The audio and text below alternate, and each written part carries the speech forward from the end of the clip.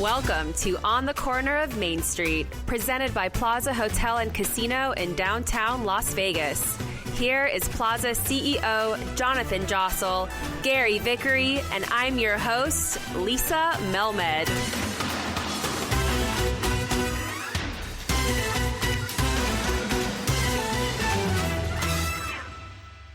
Hello, everybody. Welcome to another episode of On the Corner of Main Street. My name is Gary, obviously, because you've listened to the podcast before. Jonathan, how are you today? Doing good, Gary. Thank you. You're doing a good job filling in for Lisa, who's not with us today. Yeah, she'll be back for next week's episode. I sure hope so. I sure hope so. How's things going? Everything good? Coming off another crazy weekend. It was good. It was busy. Felt good here at the hotel. Yeah, I told someone it was actually our second best weekend since the reopening in June.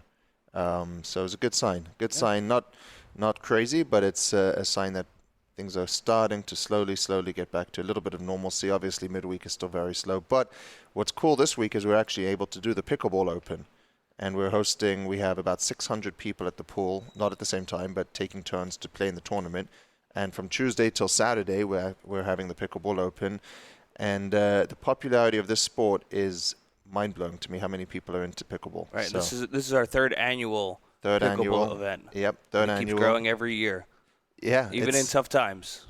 Well, listen, it's outdoors. It's safe. We're not doing any fans this year, so that's a shame. But the tournament itself is popular. People are here. People flew in from Reno, from not all over the country, but West Coast to play in this tournament. And I'm pretty proud of that. I think next year it's going to be even bigger and better. So, yeah. It's a shame we don't have Life is Beautiful this year. It is, yeah. This would have just finished. Right into it. This would have just finished last weekend. So, yeah, listen, that was always a fun weekend. But I think everyone knew that was not going to be able to happen this year. So it is what it is. We move on, and next year it'll be back. Bigger and better. Best of the situation. Absolutely. Today, we are joined by famed author and gaming historian Dave Schwartz. Welcome to On the Corner of Main Street. How are you today? Great. Thanks for having me. Great. Hey, Dave. Hey, what's up? Nice to see you after a little while. It's been a while. Well, even before the pandemic, I don't think I saw you. I think last time I saw you was the Cass Business School. I think lectures. It was. Yeah. Which was a year and a half ago now. Oh, because that's right. They skipped the one this year. We had to cancel, obviously. Yeah, so it's probably a year and a half. I haven't seen you. Yeah. You doing okay? Doing all right. I know I asked you this before, but for the sake of our listeners, UNLV's back open? Yeah. I mean, most of the classes are remote. I think maybe about 15% of them are in person. So the people who really have to have in-person stuff like labs, that's in person. Most everything else is remote, though. Yeah. And to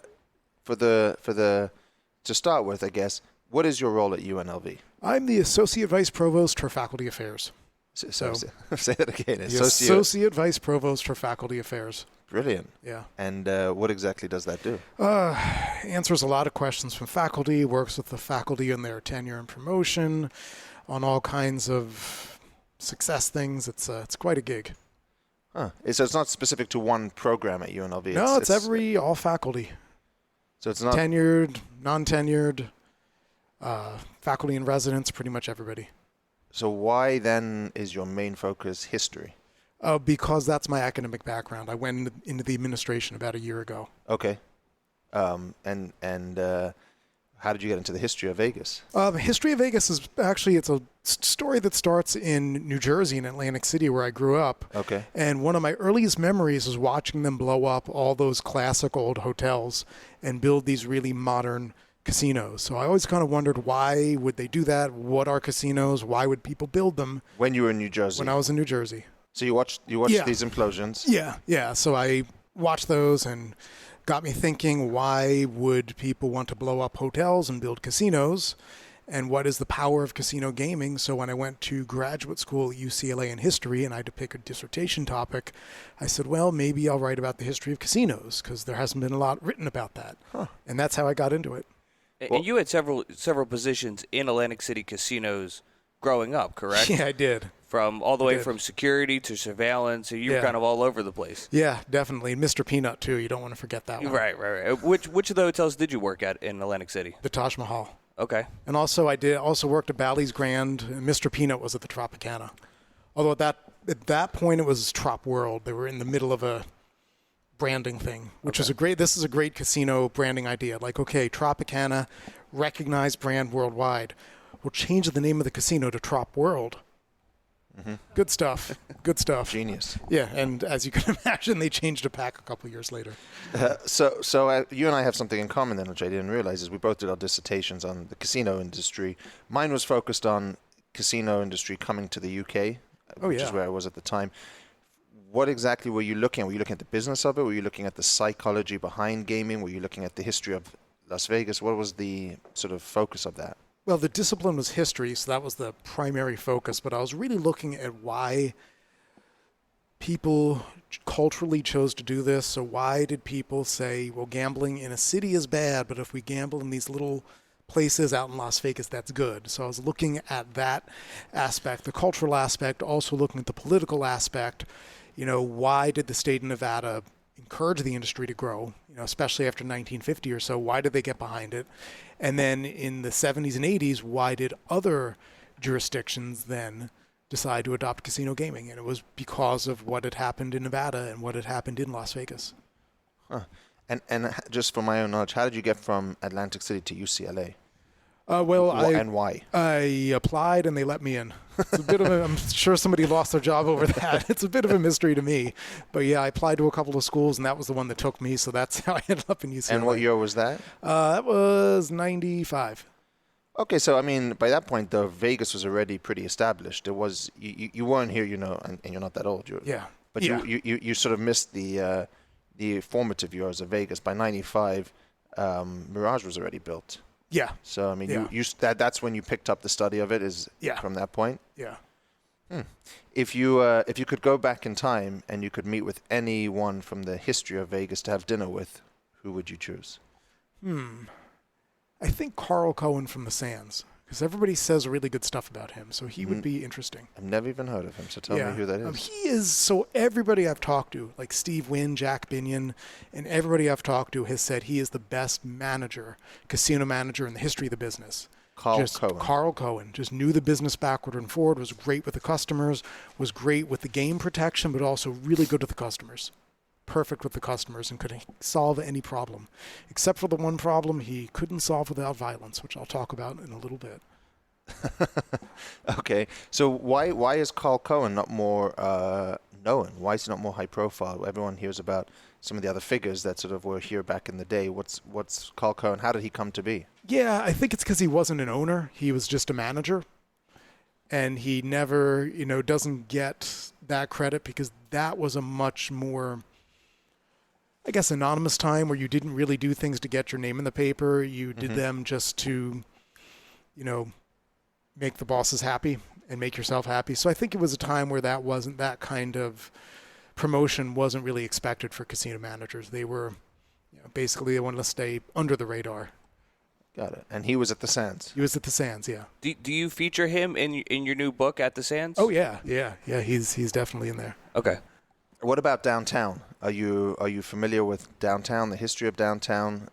You mentioned Jack Binion, but what about Benny? Have you studied that era? Yeah. And there's a lot of people, including Jackie Gaughan, who was one of the big people behind the plaza. I mean, they really, I think, deserve a lot of credit. Obviously, it wasn't on the scale of the Strip, but they still were some of the pioneers at creating casinos that people wanted to come to. And in your studies, because this is something I spend a lot of time thinking about, in your studies, in your history, what do you think it is about those times that made a casino something people wanted to go to? I mean, you've studied the psychology of it, obviously. Where does that come from? I think everybody brings a little bit of a different angle to it. For some, it was the personal touch. So like Jackie Gaughan, I mean, you've probably heard the stories about him driving around the parking garage, waiting to give people a jump start and stuff like that, and just always being there for the customers and the employees. I think that's part of it. They were able to create a real culture here downtown and just create a place kind of like Cheers where everybody knew your name, where you felt welcome. So I think that was what they could do here that you couldn't do so much on the Strip after it got to a certain size. Yeah, no, I absolutely agree with you. What are your thoughts on downtown now versus when you came in '95 and any of the history that you've researched? I think the downtown has really turned a corner. I think if we go back 15 years or so, a lot of people would overlook downtown. Right. And, downtown was impacted a lot more than the Strip. after you had California tribal gaming really get started, that really impacted the drive-in customer, which was a lot of downtown's base then. And I think downtown has done a great job in the past couple of years of reinventing itself. And I think, and this is what I'd like to tell people, like, okay, if you want to study casinos and competition and all that, don't go to the Strip, go to downtown. Okay. And just think of the billions of dollars that have been spent building the Strip, and downtown is still a viable attraction, despite all that, which I think is really incredible. So if you want to see what works, I think you should come down here.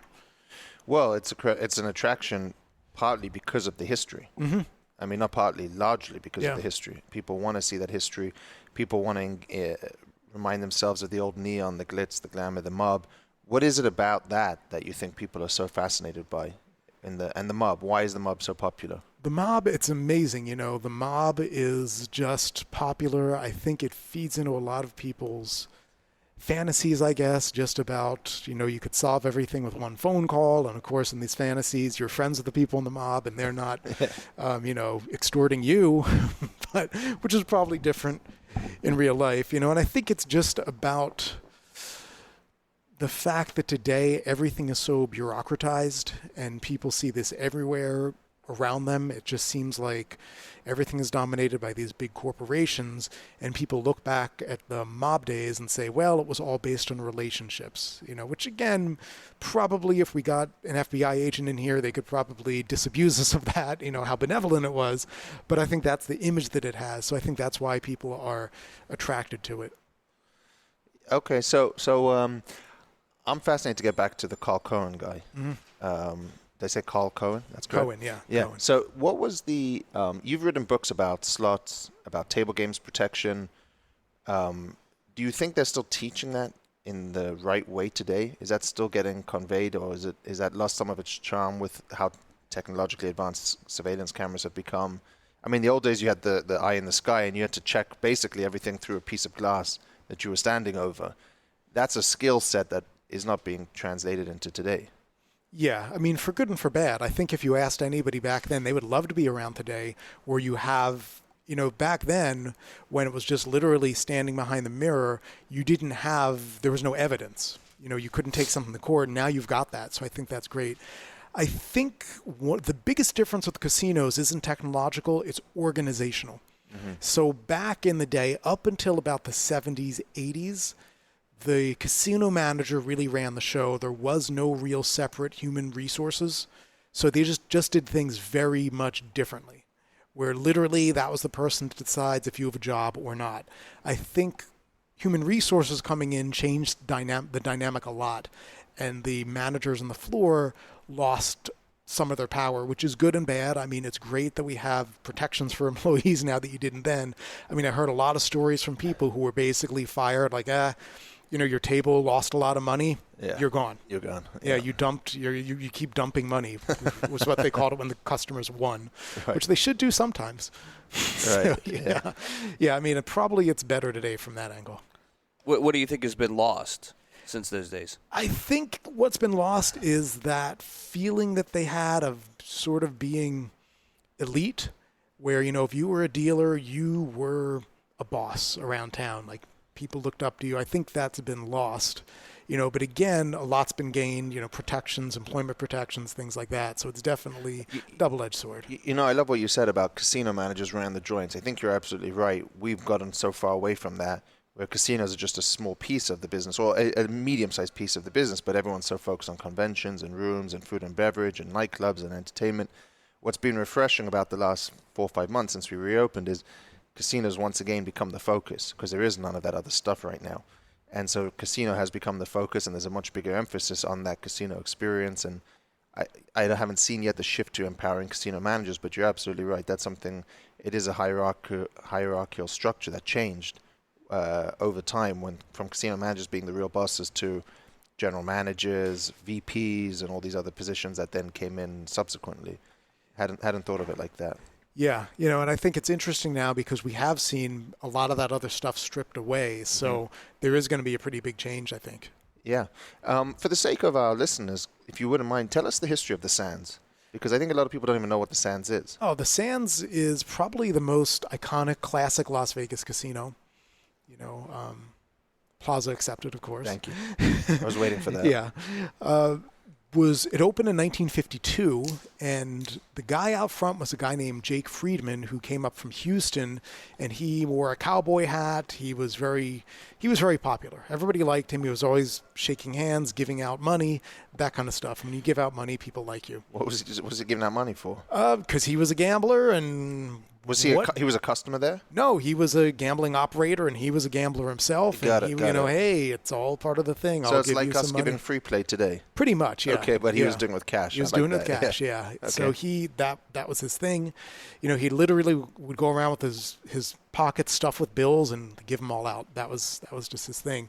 So he was the face of the operation, but the real people behind it were couple other folks who maybe were a little bit more organized, if you know what I mean. Yeah. So you had people like Frank Costello in New York, Meyer Lansky, Doc Stacher, who was I think he was still in New Jersey then, but he was going to move out to L.A. pretty soon. And the Sands, sorry to interrupt you, the Sands is where the Venetian is today. Correct. Okay. Yeah.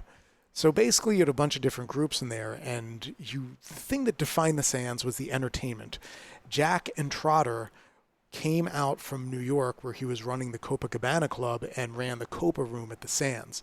And he was the one who signed Frank Sinatra. He signed all the big players. Danny Thomas was their opening act, and every year he would come back in the anniversary and do shows, and he was always part of the casino. Up to when they reopened the Copa in '82, he was the one who reopened it. So he was pretty much associated with this hotel for about 30 years. Wow. Which is pretty remarkable. Yeah. But Jack and Trotter was the one who put it together. Carl Cohen came in '53, right around the time that Frank Sinatra started playing, and he took over the casino manager, and that really was their team. So the entertainment is what defined it as this legendary location. Yeah, if you look at the physical plant of the buildings themselves, they're really plain. This is before they built that tower, and it was just it was 5 basically bungalow-style hotel wings that looked like motels. It was pretty plain looking, and it was the entertainment that drew people.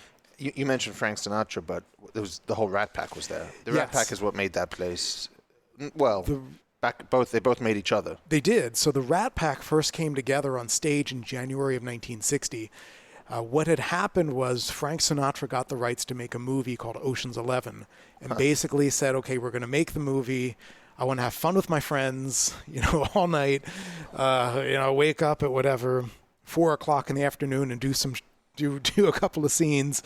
So he wasn't, it wasn't like this was going to be their cinematic masterpiece.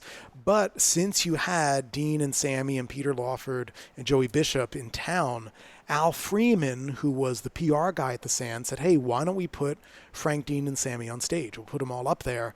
And that was the birth of what later became known as the Rat Pack. Wow. And you mentioned Frank specifically, but any great stories come to mind when you think of him from his days back then? Oh, yeah. Was he a good guy? I mean, I've read in some other books that he was not always the nicest guy. No. And this is the story of how Frank left the Sands, if you'd like to hear it. Yeah, of course. Okay, so it's Labor Day 1967. Okay, and Frank is not happy for a lot of reasons. Howard Hughes has bought the Sands. Now, Hughes and Sinatra never got along. Frank was more liberal-leaning. Hughes was very conservative. They both were in love with Ava Gardner at different points. And of course, Ava broke Frank's heart. So they never got along. So Hughes took over, and basically they put in a lot of cash controls in the casino. It used to be that if you knew the bosses, you could just get a marker on your name. And, as I was told, if they said, oh, no, I only asked for 30,000, not 40, Carl Cohen's thing was, okay, the first one we'll give you, the second one we'll have a talk, and there won't be a third time. Okay. That was just his thing. Like, all right, first one we'll give you, fine. But, yeah. So here's the situation. Labor Day, Frank says, I'm not going to go on. I won't sing. They have to call Sammy Davis Jr. in L.A. and charter a plane to fly him up. And he literally comes on stage and saves the day. That weekend, Sammy performs instead of Frank. Yeah. Okay. That weekend. So then now we're into Friday. Friday night, Frank goes on again, and there are 6 Apollo astronauts in the audience, and he does a rendition of "Fly Me to the Moon." and it's great. Now, after the show, Frank wants to show the Apollo guys some fun. And remember, this is when the astronauts were the biggest heroes in America. So he goes to the pit boss and he's like, can I have $50,000? And like, no, sorry, Frank, we can't do that. You know, the word came down from the top. We can't give you any more credit. And the Apollo astronauts say, well, you know, we kind of have an early morning tomorrow. Maybe we should head in. And Frank was livid. Frank was it embarrassed him so much. He was livid. So there's a lot of back and forth.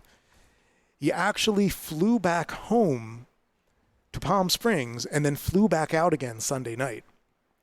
And then got into a confrontation, ran into the switchboard because they wouldn't connect him to Jack and Trotter or Carl Cohen, ran into the switchboard room, pulled out all the wires, threatened a security guard, and finally around 5 a.m, Carl Cohen, they called Carl Cohen. Cohen comes down and meets him at the Garden Room, which was their coffee shop, and they exchange words, and Sinatra flipped the table on Cohen, and Cohen just going back to instinct, and this was a guy who had been a bootlegger. He was a big guy, like about over 250, 6 feet tall, just a big solid guy. Just instinctually, right hook, boom, hit him in the mouth. Hit Frank in the mouth. Wow. Frank is down on the floor. He's like, oh my God, what do we do? He ends up, that was around 5:36 in the morning. At 9 o'clock, a press release comes out from Caesar's Palace saying, we've signed Frank Sinatra to a multi-year agreement. That was my next question. Yeah, where did he go? Frank, so there's a lot of there's conspiracy theories about this. Some people think, well, the whole thing was just an act, but Frank did lose the caps in 2 of his teeth. So I don't think he was that, that much of a good soldier. Yeah, he would go for that. But obviously, him leaving was already in the cards. But incredible! What a story. Yeah. So he went to Caesars after that. Yes, he went to Caesar's Palace. Didn't he end up down with Wynn? Yes, eventually. So it's Caesars. It's kind of funny. A couple years later, Sandy Waterman, who was a manager there and who had been friends with Sinatra for years, actually pulls a gun on Sinatra in 1970 for something very similar. So his luck didn't get better, and that he did end up mending fences with Caesars eventually. But yeah, the 60s and 70s was a rough time for Frank Sinatra in Vegas. Oh, wow. Yeah, see, a lot of that doesn't get covered. Just his legendary status gets covered. But it's interesting. So the Sands was the first ones to sort of prioritize entertainment. Yes. Because I was just learning a little bit about Kirk Corrigan the other day, and he booked Elvis, and who was the lady that he booked over at the... Barbra Streisand. Barbra Streisand, yeah, thank you, Barbra Streisand. And I thought he was the one who sort of pioneered the headliners, but it sounds like Sands was doing it first. Well, Elvis at the Hilton was on a whole different level. The Copa Room was about 500 rooms at the max. 500 seats. Yeah, 500 seats, sorry. The Hilton showroom, International showroom, and then Hilton showroom was about 1,500 to 2,000. Okay. So it's just on a different level where, in Elvis, people would, Elvis probably sold out more than Frank, but Frank brought more money to the casino than Elvis. Right. Although it helped that Colonel Parker was a big gambler. So that was Elvis's manager, so it kind of helped. He was gambling. Yes. He was playing all the money he was making back into the casino. Yeah, so that kind of helped. Wow, what great stories. Yeah. And you just learned this over time. Yeah. Just through the course of... And what about the books you're now writing? How did you get into books? So writing books, I think, came out of just being a historian in grad school, and I turned my dissertation into a book, and then I haven't looked back since then.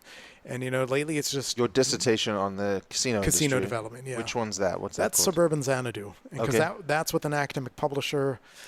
I think it's up to like $80 for the paperback. Very expensive, not very accessible. So I wouldn't, if you're looking for one, I wouldn't suggest that one. Just, okay. Okay. Then I think Grandissimo is the book that most people have connected with. That's about Jay Sarno. It's got, it's kind of a very exciting story in Caesar's Palace. It's the story of how Jay Sarno came to be with Caesar's Palace. Yeah, I read it. Yeah, and Circus. And then the latest one. And many people thought that your casino was going to be called Grandissimo. Yeah. But did you come up with that name, or was that an existing name that he was going to call Caesars? That was what he was going to call. He was trying to build. So he built Caesar's Palace. He built Circus. Then he was trying to build this third casino called the Grandissimo. Got it. That would have been a mega resort. It would have been 4,000 rooms. I think he later increased it to 6,000 rooms. Basically imagine the MGM Grand, but probably bigger and with, water rides, a water slide going outside and stuff like that. But he never got the money for it. That was and that was in what year? That was, he passed away in 84, so this was the late 70s, early 80s that he was pitching that. Yeah, and many people credit him as being sort of the godfather of Vegas in terms of building the mega resorts. Again, I don't think he gets the fame for that the credit for that he probably deserves. Yeah, I mean, if you look at the whole themed aspect of Las Vegas, that was all Jay Sarno. Right. Before he showed up, you had... everything was pretty homogenous. And right. Yeah, you could get a great $5 steak and you could play craps. And that was great, but that was not the kind of thing that will make people aspirational. And I think that's what Sarno really started. Yeah, I totally agree. So after Grandissimo, you did also Tales from the Pit, Tales from the Slot Floor, Roll the Bones. Yeah. I mean, you've done a lot of books at this point. Yes. Yeah. And the focus on all of them is Las Vegas or just gaming in general? Gaming, I wrote one book about Atlantic City. So okay. Which one was that? That was Boardwalk Playground. Okay. So I was focused on Atlantic City. My worst selling book out of any of them. So probably not. Because no one cares about Atlantic City. Yes, this was made painfully clear to me. That is not true. That's not true at all. Sorry. We could do a whole hour just on the Revel Casino in Atlantic City, because I wanted to ask you about smoking. And I know some of the when MGM opens up at the end of the month and Park MGM, they're talking about opening up as not completely non-smoking casinos, which is one of the things the Revel tried back in 2010. Yeah. What are your thoughts on smoking? And now that there's a new emphasis on gaming in Las Vegas since entertainment's closed down and conventions aren't happening, what are your thoughts on smoking right now? I think it makes sense to experiment with non-smoking. Just because, we know that a lot of gamblers are smokers, but I think there's a lot of people that are also not smokers. I think it's just a smart thing to do, so it's good that they're doing it. We'll see how it goes, and hopefully they're successful and other places look at adopting that. I don't think it sticks. I don't think it has a chance. Sorry. That's just my opinion. But I do think that more places should do what I saw at San Manuel, which is a non-smoking section. So have a glassed-in area with slots or tables or whatever you want, which is a purely non-smoking area. But to have an entire casino non-smoking, I don't think works long term. It's just an opinion. I hope I'm wrong. Actually, I think it's a nice idea, but I don't see it happen. Don't see it sticking. I think you'd have to do it at the level of the jurisdiction. So if you look at a lot of states, Maryland, it's all non-smoking and has been from the start. So I think you'd have to do it that way. And definitely there will be it wouldn't be an easy process, but something to think about. Any other topical trends, Gary, you're thinking? Smoking? I mean, what do you make of the current climate in Las Vegas and everything that's transpired in the last 6 months? I think it's really difficult. I think this is the biggest challenge the city has ever faced. Las Vegas really evolved to fit a certain model where you had a split between the gaming, conventions, entertainment, you had a substantial fly-in, you had a substantial international dimension to it, and now a lot of that's been taken away, and we don't know when it's coming back. So I think any one of them, even if you just took out the $2 billion or so that the international guests brought to Las Vegas last year, you'd already be struggling. Right. So I think it's time to get creative and try new stuff, because there's just not, we can't just wait and say, okay, they're going to hit a button and all this is going to come back overnight. I think it's going to take time to build up again. Yeah, it for sure. And what about other states? Have you followed that closely? Other than Atlantic City, have you followed the proliferation of casinos into other states? Yeah. And do you think that's a big problem for Las Vegas? Well, it wasn't historically, because on the Strip and downtown, they were able to basically create other attractions that people couldn't do there.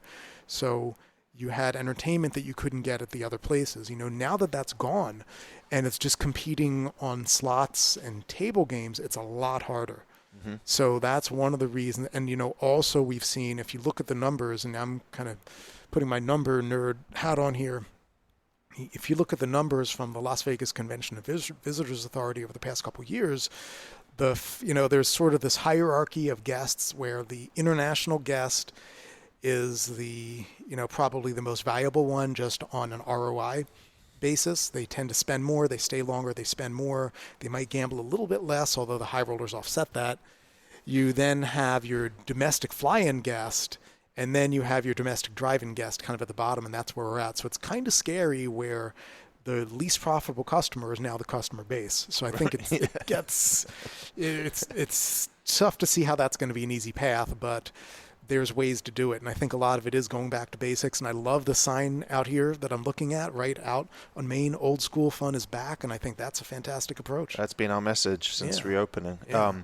But I got to sort of somewhat disagree in that the casino I just mentioned, San Manuel. Mm-hmm. I went there about, I want to say it was 14 months ago now. Mm-hmm. I was blown away by, it was just a box with some restaurants and slot machines. And I think they have 2,000 slot machines. There were lines for the machines. It was packed. It was busier than any casino in Vegas by far. Their win per unit's more than any casino in Vegas. And I don't see how a casino that's 4 or 5 hour drive from here isn't hurting this market right now, especially. But that's the drive-in market. But if you can just go down the street to San Manuel, who's basically taken operators from Vegas, right? They've taken the Carl Cohens of yesteryear and taken them over there to run their casinos with these tribal locations. That's got to be hurting us because that's our customer in California that would have driven here but now doesn't need to. Maybe instead of coming every month, they're coming twice a year, if that. Yeah, and I think that's been the adjustment because you did see that big drop in downtown after the year 2000 when that really started to pick up. So yeah, you did see that historically, and I think the question is, how do you convince people to drive past those casinos to come to downtown Las Vegas? And like, for example, when you're allowed to go out to dinner again, if you go out to dinner, is it that you go to the first restaurant, that's the closest to where you live, or do you drive past that restaurant to go someplace else? Right. And I'm betting most people drive past the first restaurant. Well, why?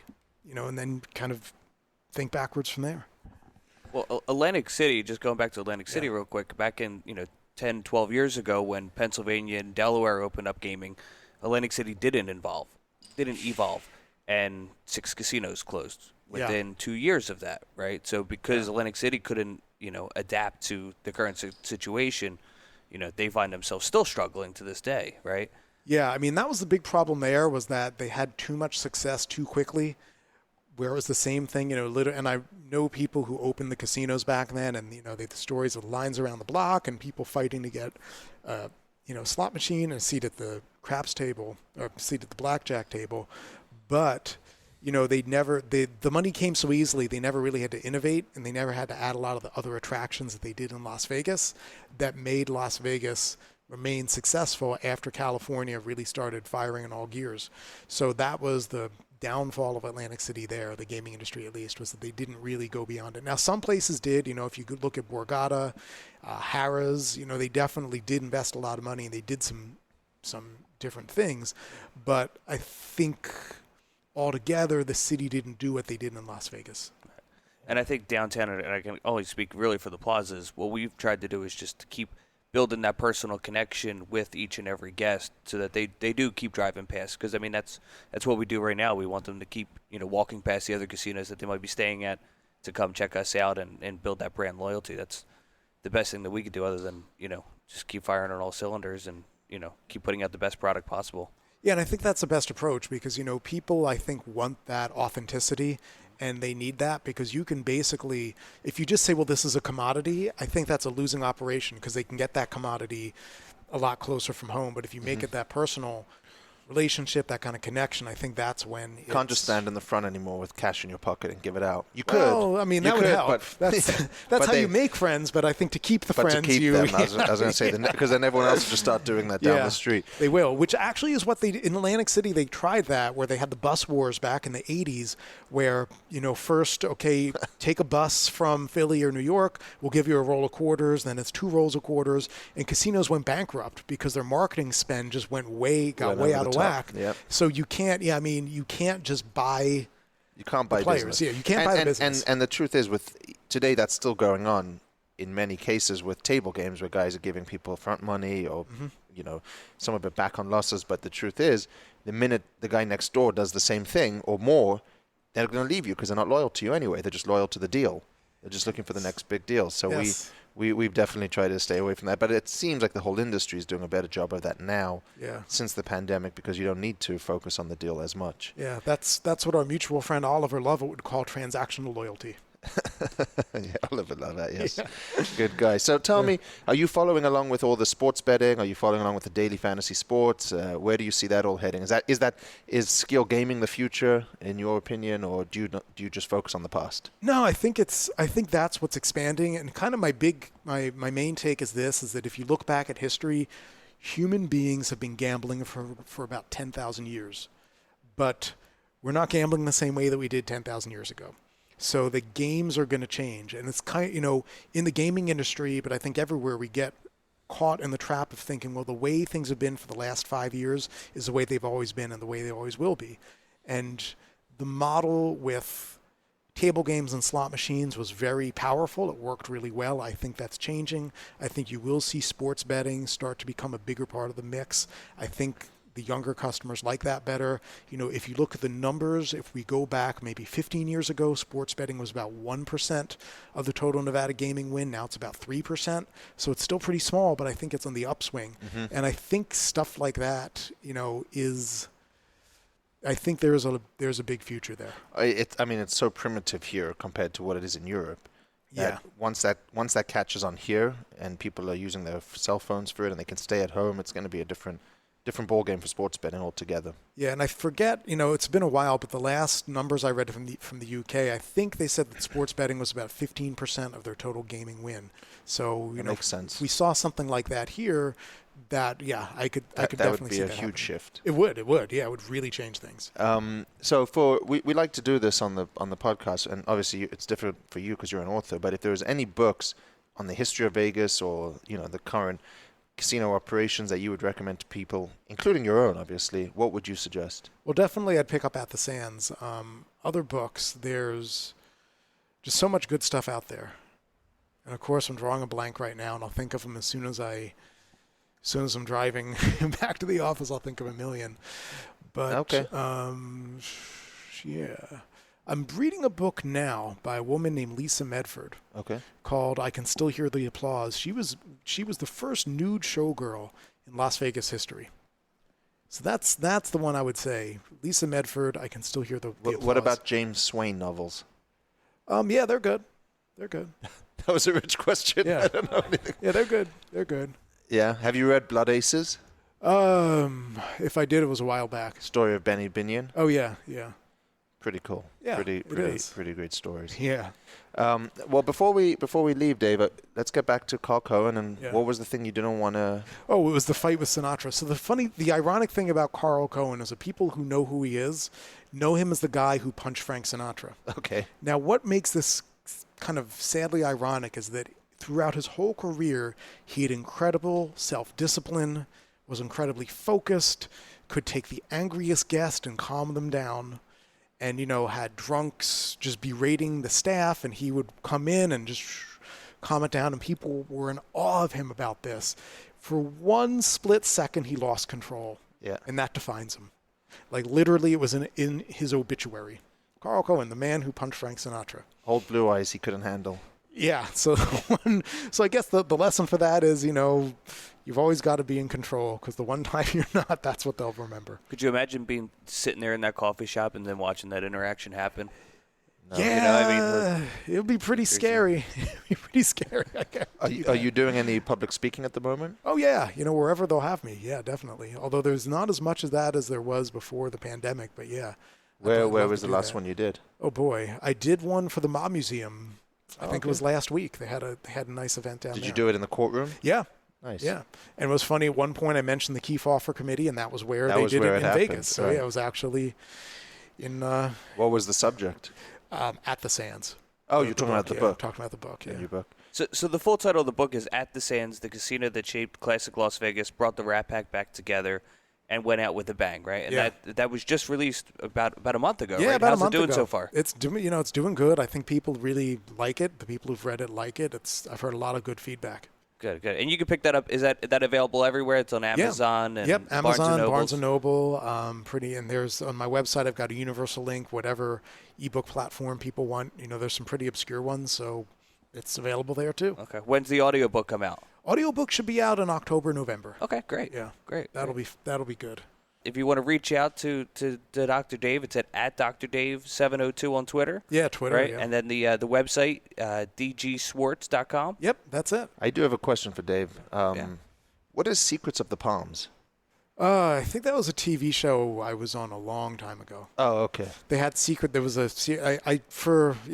going back 10 or 15 years now. Sorry, for it was on the list of things you've accomplished. And we didn't even get a chance to talk about any of the documentaries and film things that you've done. So yeah, we can have Dave on again. Yeah, absolutely. Yeah, for a while there was a big vogue in these kind of TLC documentaries about Vegas, so I somehow got involved in doing a lot of those talking head stuff.